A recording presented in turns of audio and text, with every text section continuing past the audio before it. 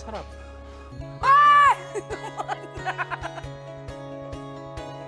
Some of the housemates sort of got uncomfortable or weirded out by what they were doing. I don't think they're used to seeing two drunk people being that close with each other. There's the time that they are not controlled. Yeah. And then now, I think they're okay, pero I think mamaya, more... First time kong nakita sa kanilang dalawa yun po, kuya. Kaya medyo nasyak ako doon sa nakita ko. Ilang saglit pa ay muling nag-swimming ang dalawa. What happened to them? They understand more than I do. They're older than I am. And they have more experience, and they're a lot wiser than I am. We were all drinking pretty hard, me included. If it's okay with Andre, and it's okay with Lou, then I'm fine with it. First time nila yun nangyari dito. It's my first time to saw them. Oh my God. Should I stop? Should I? Should stop them. I want also, but I don't like. Ayokong maging masama sa kanilang dalawa kasi they adult already. They have own decision. Yeah. But if it's over, I want to stop. Now. Not now, later. Yeah, diba? Kailangan ko silang pigilan kasi ayokong hayaan lang silang ganun.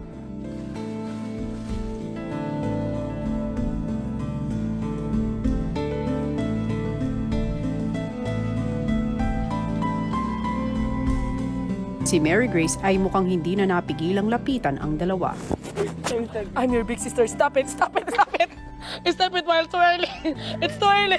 It's too early! Sina Lou at Andre pumasok na sa loob ng bahay habang ang ibang housemates ay muling pinag-uusapan ang dalawa. Everyone same opinion. I want to ask, everyone feel weird, di ba? Yeah. Kasi alam ko, hindi tama.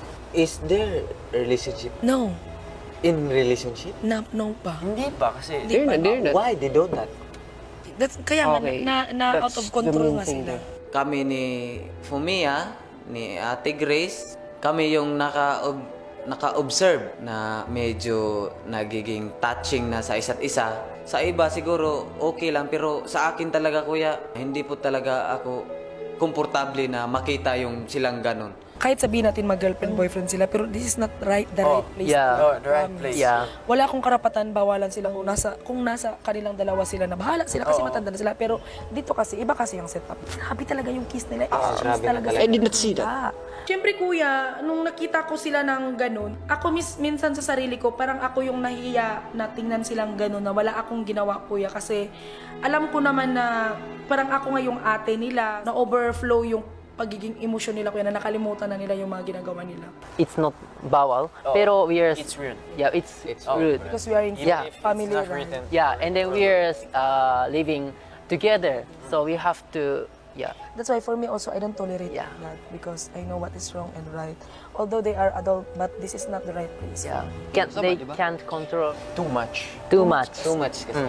For you, do you... It's weird, you know. Would you do that? Oh, no. It's weird for them in Japan. And in Japan, It's not good. especially for example, Japan. like if for example, like this is Weird then. already Weird. rude in public, and then like even like this is rude for Japanese. Also in Philippines. Yeah, that's why. That's why at first I couldn't. I confused. Gulat ako. People's mundo. I think it's better to talk with them tomorrow. Tomorrow, yeah.